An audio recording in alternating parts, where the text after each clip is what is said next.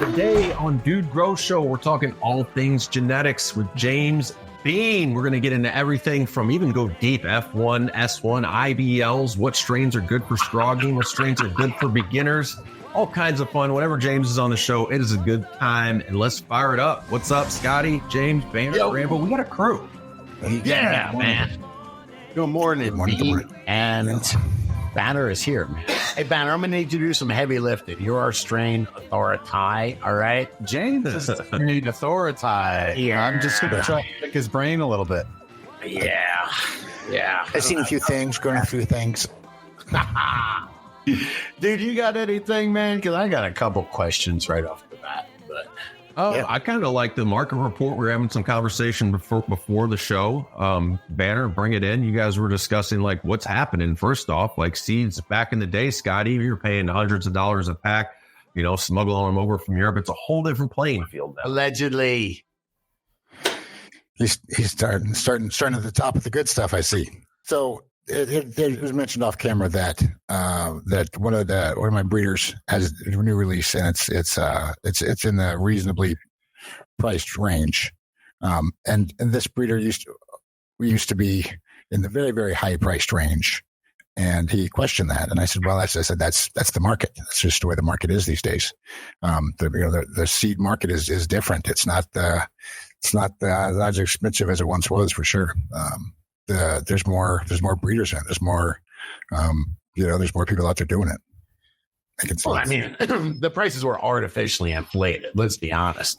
$4,800 a pound is extraordinarily artificially inflated. And that was because you get 5 years in jail for it.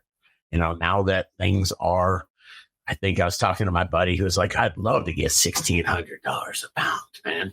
If you can do that, or commercially, it's even less. So I haven't really thought about it like that before, honestly, like breaking it down, like, so weeds going for less and so seeds would go for less naturally. And so I've missed that complete connection. I'm just, I was bummed that the seed market was down, but yeah, the weed was getting $5,000 a pound. You could pay, $500 a pack. That was not a problem. Yeah. And Banner always teaches me, man. He says, follow the money. Yeah. He's very different in real life, man. Well, and how is the proliferation of, elite cuts chipping into that too? Yeah, people never ship cuts. Seem to have come down in price as well. Yeah, well, there's always, back in the day, we're talking $10,000 for a cut, right? We're talking 3 years ago, $10,000 for a cut out the back door for 6 months. But the fact that you could buy, for $1,000 even back then was crazy, but now they're $100, $200. So in a commercial environment, how much of that stuff are you restricted on in terms of like, you just relabel it to give it your own brand or its own name? In other words, like if you do have something that's an elite cut, is it harder to get the name out there? What makes it an elite cut, though? Is it just hype? We're talking about hype this week. There's a lot of it starting to happen in cannabis. Is that what makes an elite cut? I would say the elite cut is generally something that's very desirable, especially from a grower's perspective. I think first. I remember he's talking about the $5,000 and $10,000 clones. Back in the day, we had G13. Everybody loved it. It looked great in the bag, smelled great, big yielder. And then somebody had a purple pheno of it that just screamed, jumped off the shelf for 48. And then it was a moneymaker. So people were willing to pay $5,000 or $10,000 25 years ago for that cut because it made sense. Well, that's the story of Ghost OG, right? Like Ghost paid Oregon Kid $5,000 and 5 pounds for OG Kush, and then just renamed it Ghost OG, and that's true. And that's OG Kush is Ghost OG, but that was $5,000 and 5 pounds. But that's also when you were getting $500 per mason jar. That's not happening anymore. All right. Cover me, Grambo. It's Saturday morning, man. Named after my favorite grow media hanging out, man. All right. Everything's cool. Is it true that they say sometimes people start to look like their dogs? Hold on. Let's cut back to that, Grambo. Take a deep look. This dog looks sad. I'm pretty happy, man. Listen, glad you're going after him and not me. Say, I look at French bulldog. Damn. Oh, man. man. That's my other dog's a French bulldog. Thanks for warning me how crazy they are, James. Oh, they're fun. They're a blast. But once again, great genetics, right? Like not everybody has them. They're going to be a little more expensive. You know what's crazy is you pay a crap load of money for good dog genetics, right? Yep. Oh yeah, but because you don't want problems in the future. Same thing goes for seeds. I mean, it's the same thing. I think. So what makes it an elite cut or elite something, right? Like I think with that, to me, like the provenance behind it, right? Like why is it an elite cut? Why isn't it just somebody else's cheese? Well, because so I'm working on a deal right now with a 20-year breeder, and one of his, well, we can drop it here, bubblegum, to release for sale for clone. And well, everybody has bubblegum, right? But this is bubblegum from Adam Dunn, the guy who made bubblegum. Like that's an elite cut because everybody else has other bubblegum, but that's not Adam's bubblegum. Like you got that from Adam Dunn. Even if you had bubblegum, I still think you would go and buy the bubblegum clone just to make sure you had what you thought you had. But then that immediately puts everything else on the market, not Adam's bubblegum that you could buy from C2 And you're looking to do the same thing with MK Ultra. So those things are in the works. They're being cleaned as we speak, and so we'll have those. What do you mean clean? That's elaborate on that. Drop down to a single node, and then tissue culture back up and clean. So that way they couldn't come to with any bugs. It's guaranteed clean. It's more vigorous than normal. Because that's the if you're going to put out Adam Dunn's clone, that thing better be clean, right? If it comes with bugs, you've got problems. Would you scroll down in the format? I've got this 6 tips to get in-house tissue culture right. It's down propagation report. And dude, I didn't realize that you were involved in it too, James, but tissue culture is definitely prevalent, at least in pros. Like when you've got to have 1,000 or 1,500 clones all uniform. I didn't realize you were involved in it too. Yeah, well, I mean, that's just it with HLVD, right? If you want to get something clean, then you've got to, you still want to, a lot of people still want to act like it doesn't exist, but it's still out there and it's still prevalent and everybody still has it in the grows. And so the only way to get rid of it is, or to get your plants back to being healthy again, is you get it down to that single node and to get it down to that very core piece and then rebuild it. And then you're also able to store it and keep it. So then you always will have it when you need it. So you don't have to have a mom room with 160 moms in it. You can have 40 or 60 in the freezer or whatever, and then bust them out as you need them. So, I mean, that's definitely nifty. And I see there's a kid on here. They're trying to, I don't know if I say market towards home growers, but tissue culture really isn't for a home grower. I mean, it's so at scale. And I know some people play with it. If you're like really techie, you want to have a fun pet project, I don't have time for. But yeah, otherwise you're just cloning and popping seeds. Yeah, I would say micropropagation is tissue culture, right? A technique to produce genetically identical, I like it, plantlets through sterile plant tissue maintained in aseptic conditions. But man, it's just taking the little cells and just growing them into plantlets, which are little plants, man. They're all just clones of each other. Clean, right?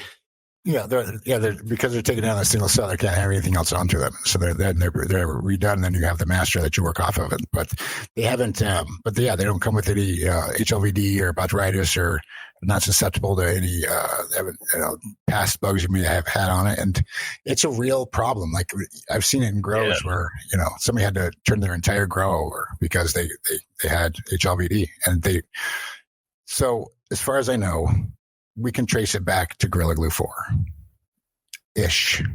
Okay. So, you're saying the virus, trace that back to one strain? 2014. It can't be not one strain, not one time. But as far as I know, is going back, 2014 is when his first was tested for and noticed. And so I think that's when it goes back. And then if you think about it with the glue, and I love the glue, everybody has the glue. There have been a lot of glues that have had HLVD, but how quickly that plant got around. The thing about that plant was that they sold like maybe 200 clones at High Times Cup before they won the cup for like $20 a piece, just selling them out because they didn't know anything. They won the cup Sunday. they already sold the cuts Saturday. So what they were selling, they had no clue what it was. Once again, the Gorilla Glue 4 is a love child. It was a 3-time accident. Okay, it was not bred for. There is no male. They did not mean to make for it happen. It was completely accidental. 3 times they fucked up the plant.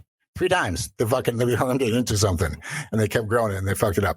So Mother Nature does what she want to do, but but they didn't know what they had. They sold all these clones, and who's going to be at the High Times Cup, right? The real people of real people, real buyers from around the country. And so people were there, bought it for $20, flew out of LA. They win the cup. Now everybody has this cut that just won for $20 or for $30 what they paid for it at the cup. And it just won first. Now everybody, wherever they're at in their little states, all had to breed with. And that's why it hit instantly. And but I mean, if it had Viroid, it wouldn't have won the cup. Viroid makes plants look like crap. Maybe. I mean, I can't say for sure. And I definitely can't say for sure. And I've grown it, right? I don't know that, I don't think mine had it. I think everything mine did was great, but I guess when you've seen a plant that has Viroid and a plant that doesn't have Viroid, there's a huge difference in it. And I don't know that difference. And so I was going to ask, if you don't know what you're dealing with, and somebody's harvesting out a grow that has the Viroid, hemp latent virus Viroid, and then basically you're just not getting 25% or less unless you have something to compare it to. You don't know that you could do so much better. It's just that's how the guy that I'm mentioning, that's how he found out that he had it, or because he had run tests. This is a guy who bought a bunch of seeds from me, and he has a fairly large operation with a lot of great cuts.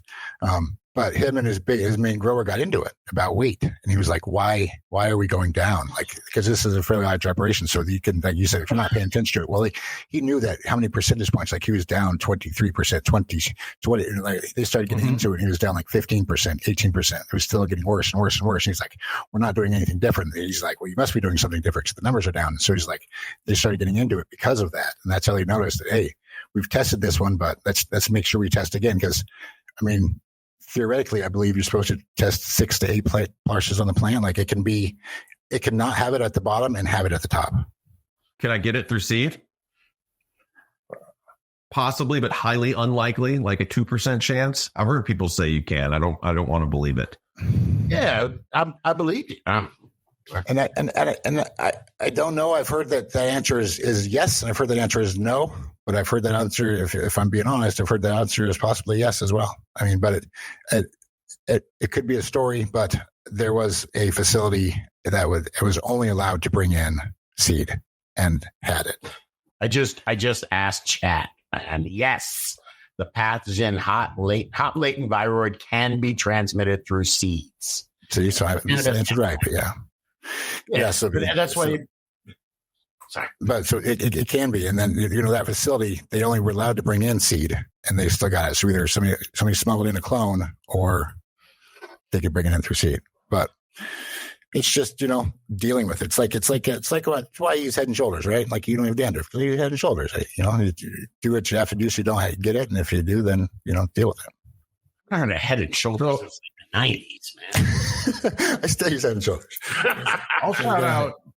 If you're going to work with a strain, I'm on Farmer Freeman, friend of the show, farmerfreeman.com. They do sex tests. Yeah. They already have here a plant detection kit for HLVD identified plant. It's $50.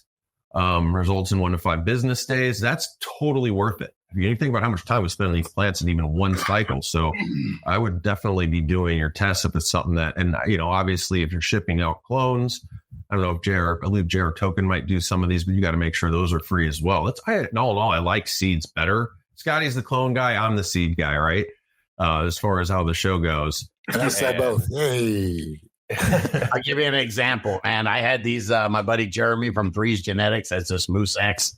He's a local guy, brings the, rosin over and brings the flower over. It's amazing. I'm like, man, I should pop some of these. I'm going to pop some of these. I'm going to make it something I do. And then sure enough, she's like, do you just want to keep her clone instead? And yeah, I do actually, man. Yes. And that's the thing with clones too, is I've told, so my regular breeders, they're not selling as much seed as they have in the past. Right. So I've told them, it's like, well, go into clones, like pheno hunt, because not everybody's pheno hunting. And so search out through 300, you could search for something that catches your eye and sell those as clones. And so, but yeah, it's if you can take the shortcut, it's worth it. $50, $25. Yeah. We haven't asked what's trending. I know, Banner, you want to get into a little trending talk. I'll start with something that Scotty doesn't like.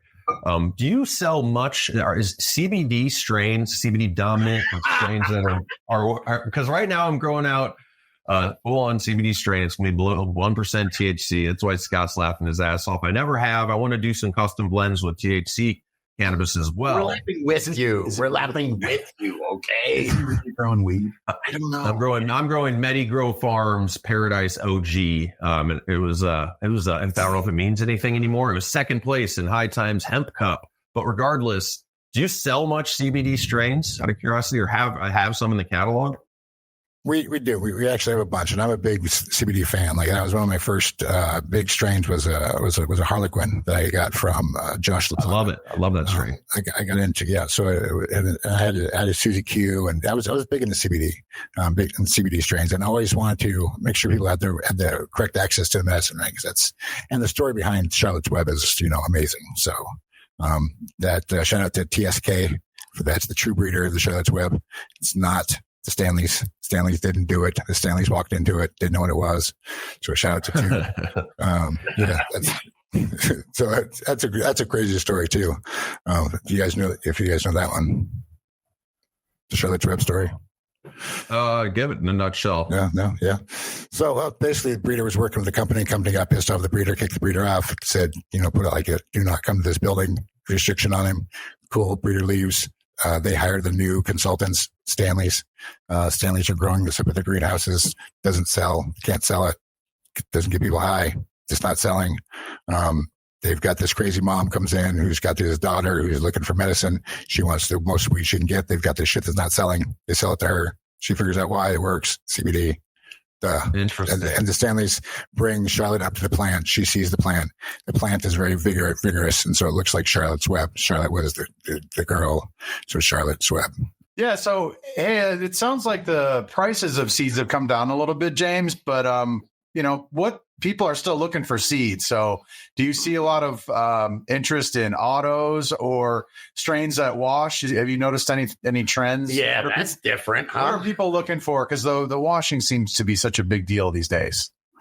Yeah, and it's not a bad thing. The prices have come down, right? Like, they've been expensive in the past, right? They were like Scotty said earlier, they were a little overpriced, and so I think that seeds are now getting into they're more affordable for everybody, and so that's a good thing. So everybody can afford to grow now, right? There's really no excuse not to grow your own. So we should be happy that seed prices are coming down. I'm not upset by it. It's a changing of the times. But yeah, I think people are into autos right now. Like, autos are big. The market has definitely changed from 7 years ago for sure. It's completely flipped. Everybody wants Fems. Most people will take autos. Hang on. I gotta talk about autos for a second, because I did it, man. I finally grew an auto, and it was different, man. I can't say that I'm nearly as excited about the photos. Banner, it's your turn, bro. No, well, you got to grow an auto now. No, why not? Why not? What's up, man? Just not. What do you think, James? What's your thoughts about it? You're right. So I was against it. It wasn't my thing. But then I went to Alaska and did a couple of shows up there, and those people needed autos. Like, if they didn't have autos, they don't have the sun, they wouldn't have weed. Right? That was a region that needed, like, autos served a purpose. They weren't just because people were being lazy or just want to flip their tents. Like, there was a desire. And so my first Alaska show really opened my eyes to that. I met some really good co-breeders. And then, I found out how much work there is in doing an auto. Like, it's not just real easy to, take one of those ruderalis strains and cross it to new Star Dog, right? No. That's 7 breedings away. And I know that, like, the first time I had those guys on the show, the guys from Mephisto, they were doing the show. They were like, we do a lot more work than the people do, don't we? And I was like, yeah. Yes. Because, it's 6 or 7 more lines of work that need to be done in breeding, which is 2.5 years ish, that other breeders don't do because they have to lock in those auto genes. And so So there's a lot of working on those, but they're just not sustainable. But they don't have to be.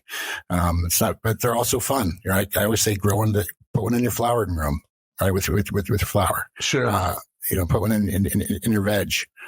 But yeah. So he's right about it though. If you do have, I got to grow where there's empty room in there.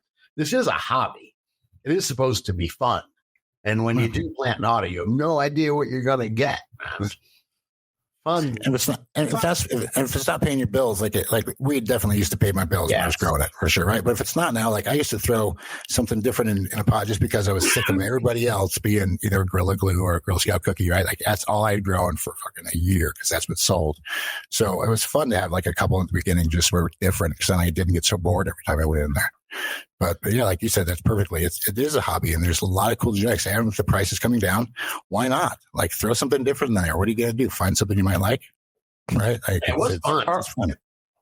Are people responding to that? Do you think that the interest level is kind of more spread out versus like everybody's got to have like a handful of strains? Now it's people are a little more willing to branch out. Well, I think that the desire or the need to hang on to like, I got to hold all in this one. I'm the last of that'll ever have it. If I lose it, it's gone forever. I think that feeling that I need to have that is gone. Like somebody's going to have a backup of it. If you need it, you can get it back. If you miss it, you'll find it. And so, that need to hang on to something for so long, is gone. And so you can, that opens up more pots to put other things that are fun and other things that you want to grow and give it a try to, because, you can. And so, and that's why, we sell a lot of 3-packs, by the way. And so I think a 3-pack is perfect because it gives you a sample, especially when you're talking Fems, right? Like they're already going to be similar. You're not getting any difference. It's not like you're having regs in a 3-pack. So a 3-pack gives you three shots at a grow, and you can pick up all kinds of great different strains you've got now in 3-packs and, try something different for sure. You used to have to buy a 10-pack or a 12-pack. That was crazy. Man, I got to say, it's a pain in the ass to pop 10 seeds. I'll pop 3 seeds. Keep any keeper. I have to ask you though, that is implying that the Fem seeds are less variable than photos. Is that true? 100%, 1,000%. Fem, yeah. So a Fem is a plant reversed on itself, right? So what genes does it have in it? It in itself. Yeah. You're not going to say it, are you? Not going to get a lot. Dean has a famous description. Yeah. No, don't. Say it. Hey, Bean, you know, like Mr. Bean, Sir Bean, I don't know a lot. Everybody knows I don't know a lot about all the strains and whatnot. And sometimes I'll be corrected, and people will say, hey, these are the people that built everything that you have now. That what you take for granted, what people hand you, was all built on these, old school strains that these breeders back when you really could go to jail for it were working. So I don't know, man. You've been in the game a while. Who are some breeders, past, present, future up and comers that you really respect, man? That's a very heavy and loaded question, right? So, I'm going to get killed no matter what on this, right? Like so I don't even know if I can answer this question. I have 100 breeders I represent, right? Like I'm going to. Who's a great breeder from the past that you think really? So you got to get it for the big three, right? So there's Sam, Skunk Man, Dave Watson, right? Skunk Man Sam. He wasn't a rat. He didn't do those things he did. He pushed the plant to where we're at. There's Robert Carnell Clark, right? Wrote Marijuana Botany. And I think another guy who doesn't get mentioned a lot is going to be Greg McAllister, the guy behind the Northern Light stuff. Like these guys were doing shit in different parts of California and whatnot. The sativas were down south in California, and the indicas were up north in Washington, and they met in the middle, which is Humboldt. But those guys were in Northern Lights #1. The indica. This is in the 70s or 80s? 70s, late 70s, coming after the war. That's where Greg McAllister did it, is coming back from the war, 74, 75, 76, Northern Lights, him and Steve from the grow store, the famous grow store. But he was just growing stuff out there, and he grew them out, numbered them 1 through 10 by size. But he didn't have anybody to, he met his light buddy at a light store. But yeah, that's it's. Hey, let me ask you. So, is Northern Lights #5 a land race? Is that what they're calling land race varieties, or what does that mean?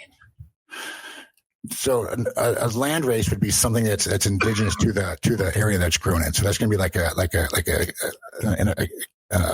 Afghani from Afghanistan, not Africa, Afghani from Afghanistan. So it's something that's from that area that grows in that area. A lot of things that aren't land races because they're also like a Durban poison. It's going to be like a land race. That's also going to be like a true like Durban. It's going to be like a 10 to 15 week plant.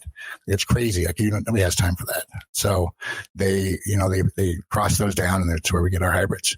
But yeah, land race is going to be is not Northern Lights number 10. That was a cross of 3 different things that he had done. I'm not sure which it was, but yeah, it was a cross. OG, and that's where everything comes from. Well, not everything. All the Northern Lights crosses come from. No, meaning like those old school genetics from the 70s, whether it's bubble gum, I think. Are you referencing number 1? Yeah, are you referencing the kind of a joke, but it's kind of correct? Is like everything comes from Northern Lights, haze, and skunk. Yeah. It is a good joke, by the way. Pretty much. I mean, was it Mexican, Colombian, and what's Mexican, Colombian, Thai? I mean, so those were the big regions, and those are the big areas. When you talk to Greg, like there's certain boats that would come in, right? And these boats have bales on them, and of course, the weed always came with seeds, and so. Sure. And so wherever these boats were coming in that were getting these loads, that's where they got the seeds from. And so, there's a lot of people that were just doing it that didn't need to do it. And definitely when you get that early, like Sam the Skunk Man, like he was just doing it because he loved the plant. Like that's way, I mean, he was so far ahead of anything that he had done and got a lot of bad press on him. He was sicked up, was put on him. He did do the things he did, and R.I.P. Sam. But yeah, that guy was one of the breeder for sure. Like, I mean, you can say a lot of shit came from him. Period.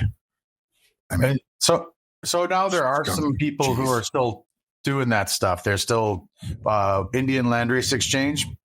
We were going to have him on the show, but we couldn't make the time work. Right. But that's we need to get that guy. That guy has the best drop of the year. He reached a bunch. That guy is great. That's a great release. I will get restocked on it soon, but yeah, that guy is phenomenal. That plant is phenomenal. So is he a First Persons Native American, or is he going? No, like subcontinent. Thank you very much. And it expands beyond that too, right? There's also varieties from like Nepal and so what he does is him and his team will go into different regions during the year and harvest these seeds from the growers in that area, and then they exchange with them money, which they can get money from because the hash trade is obviously slowed down now for that region and the Afghanistan region. And so as they come in every road that gets built, a field gets lost.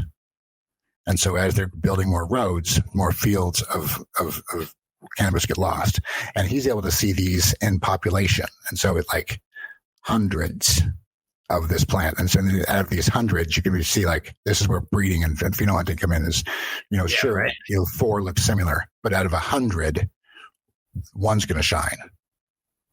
And so you got to find that one. And then, so he's able to do that and find it and get with these farmers and have seeds from them. And they're definitely, from parts of that village, and he's got the GPS points, he's got the flowers, the pictures. I've got him online. That guy is really phenomenal. He's starting a seed museum in Thailand, actually, where you can come in and look at the seeds because he's, it's providing a way for those farmers to still go out there and make money with these classic genetics, and they're only a one-time release. Like this is each year he goes to a different region over there, and it's crazy. Like he was talking about, he was walking over the border. If you're walking over the Afghanistan border from India, right? Like if they catch you, everything's cool. Yeah, that's not a good thing. And so, what's that breeder's name again? Indian Landrace Exchange. Indian Landrace. Don't forget, if you guys, if you do shop with James, go to realddc.com/deals so you can get the coupon code to get the deals. All right. realddc.com/deals. There you go. All our pros are listed there. James has been a supporter of the Dude Grow Show for a long time. So I'll say for sure with this one, like Scotty says, vote with your dollars, man. Yeah, a lot of good, brother. And the prices are down. Prices are cheaper. So yeah, it's a good thing. It gives you like this guy said, it's a hobby, right? We're doing it for fun. We're doing it because we want to grow something better than we can buy at the store. We don't want the brown frown. So, so yeah. They still don't know I got stuck. I got stuck with the brown frond right now. Can I ask, is there any strains, like just a couple quick questions as far as growth goes? Like is there a true, like what's a good beginner strain? Sometimes when I hear beginner strain, I feel that's marketish. I know there can be strains, longer growing hazes that could be tough for a newer grower. I think autoflowers are harder for a new grower. Some people will argue that. Do you recommend any beginner strains? So I'm gonna agree with you half on the autos. They are tougher. I think they can be tougher because they're less. Can't make any mistakes. More finicky. They're more susceptible to fuck ups, right? Like you can't have any early fuck ups in the early stages unless they're done. They're babies. If you drop them, they're going to die, right? To where like a reg seeds or fem seeds are going to be a little bit less finicky, going to be more stable. Stronger for you. When we talk about, and that's just from a starting standpoint, right? From once you get them started and established, because like autos, there's a big discussion whether you want to trench them out or if you want to repot them after day 10, right? If it's not day 10, don't repot them, or just because they're so finicky because they're babies. But with Fems and regs, they're more stable. And when it comes to beginner stuff, I think we're talking about how hardy are they? How easy can I fuck it up without it dying on me, right? Like if I planted all these seeds in a room and I came back in 30 days and I didn't touch the room for 30 days, I just left the pumps on, came back in 30 days, which plant would still be there? And you point to that, and that's probably going to be the sage. Interesting. That's done. From Adam Dunn, Sage Master Select, and he just had a new release. The hot stuff. It's the Freak Show release, and so I don't know if you guys are familiar with Freak Show. Yep. So it's a fern, right? So he crossed it with everything, and so he's got a Mega Freak, which is the Don Mega from Soulfire.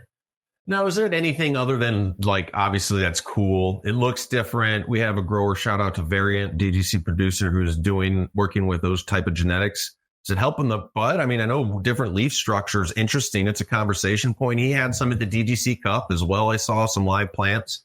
But what's it doing for the flower in the end? Like, is it a hobby, brother? Yeah, I can't say that because I haven't smoked any yet, to be honest with you. Okay, fair enough. I say yeah, but I haven't. But I haven't heard that the high was different. I'm sure I would have, right? And so I don't know how it helps the plants. I know that we got some photos online, and when I saw the photos, I was like, holy shit, what are you doing?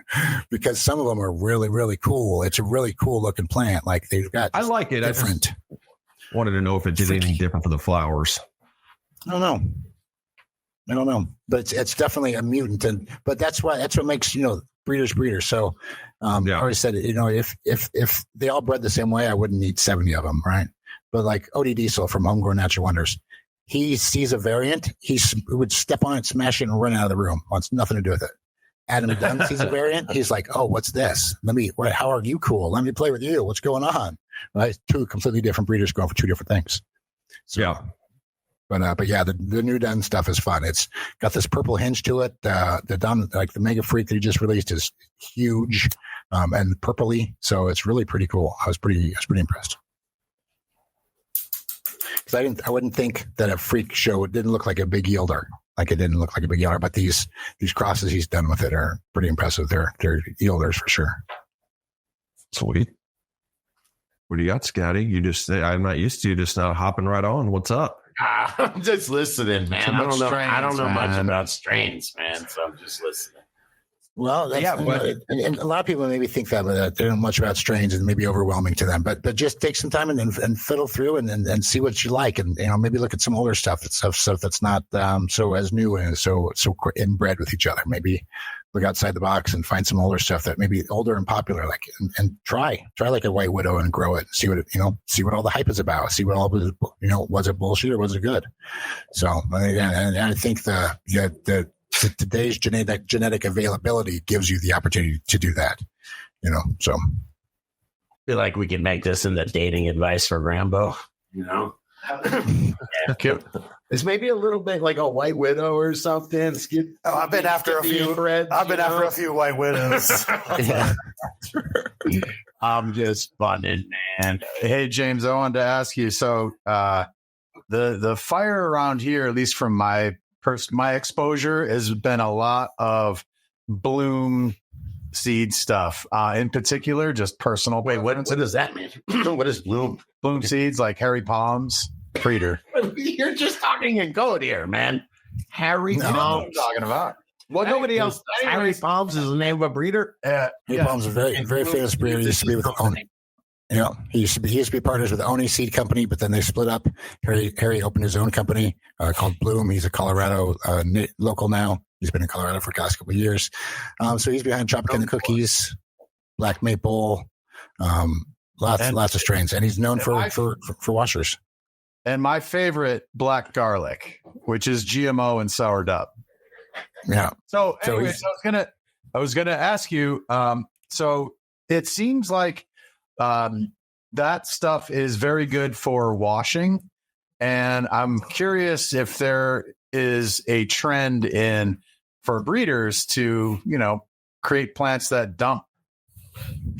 Is that what the terminology is? Well, because if you're a maker and you have a plant that washes at 3%, there are varieties that wash at 7%. Like the one you were talking about earlier, that pushes 6-7, and so that's a huge difference. That's twice as much stuff from the same garden. Are you hearing that? Are people asking a lot for washers?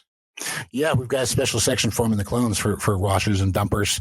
In fact, I've got I know it gets worse, Scotty. I've got a signature line coming out in about 2 weeks that are all washers and dumpers. They're the different Spritzer crosses. Spritzer was the as far as I know, is one of the latest big dumpers out there. And so, but yeah, breeders are definitely going for it. So I think back in the day, Soulfire was definitely going for it. Exotic was going for it, but Exotic was going for it in a different route. Like that's why he had Cuban Tick and the Cuban Sift, right? Like he was getting big heads on the ends of these trikes, right? So then you want that extended stock on the end of these trikes. That way, when you go to dump them off, they exfoliate, so they go away easily, not get all stuck.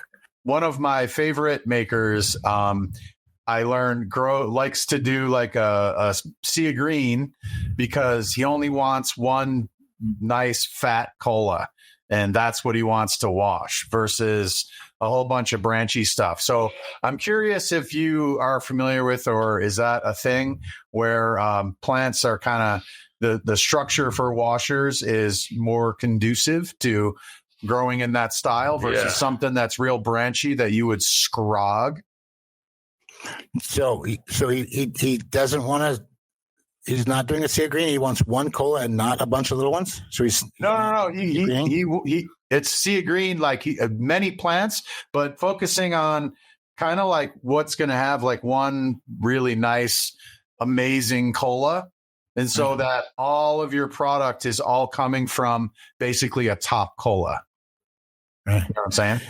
Yeah, I haven't seen a lot of that. I don't know much about it. I don't know that. I can't speak on it. Okay, right on. Well, I was curious if there were. I guess let me ask you a better question. I was curious if there were physical characteristics that go along with the heads on tall stalks and tough bubbles. For washing, I guess is more about the structure of those plants. Yeah. So I am not a scientist. I'm a seed guy, and so I'm gonna defer on that one as well. I'm gonna say I don't know. Might be talking. All right, fair enough. Call me on it. Your crowd is tough enough. They'd call me out on it. They'd be like, James is full of shit. So I can't. Hey, I would think that if you were making extracts, I would want a big scrog with a bunch of buds that have all sorts of resin on them, as opposed to, man, when you get those giant, huge buds, there's a lot of stuff in the middle. I would think more surface area would be more stuff to get heads from, right? Yeah. And that, like what you're saying, right? Like most of that weight would be on the inside, whereas if you had a bunch of littler stuff, there'd be more surface area which to get stuff off of. Yeah. So, yeah. Isn't it like if you had like a corn, you could only get the outside of the corn, right? If you had all the little pieces of the corn, you get more on all the little pieces of the corn. Bring Grambo 3D corn, bro. From Iowa, man. I've seen that 3D corn yet? It's a good movie. 3D corn. I hate that movie. It scared the shit out of me, that movie. Good hanging, Bean. Good hanging, sir. Yeah, definitely Thanks for taking the time to hang. Always a lot of knowledge. Guys, don't forget, if you're shopping with James, go to realddc.com/deals to get the coupon code. You can check out current sales. Just search Bean in the members area at Real DDC. And I am a seed guy. And don't forget, I always say it's okay to have a lot of packs. I mean, I'm not a prepper, but when you don't know what happened in the world, it's nice to have that drawer full of seeds. They're viable for a long time. So look at it as just, I always say, like, make sure you got some stuff in your bank. Back up for sure. What do you Thanks, got, everybody. Scotty? Appreciate it. Yep. Hell yeah, man. Good at banner. Thank you so much, man. Appreciate it. Yeah, man. Grambo, tight work. Grambo on the boards. Grambo on the boards. Grambo on my Facebook all the time. I always see his ass, these pictures, stuff. Bean does fine work on Facebook. Find him on Facebook. Find him. Oh, yeah. What Real am I DTC. missing? What am I missing over there? It's all happening on Facebook now. All right, y'all. Be good. Take her easy. Stay higher.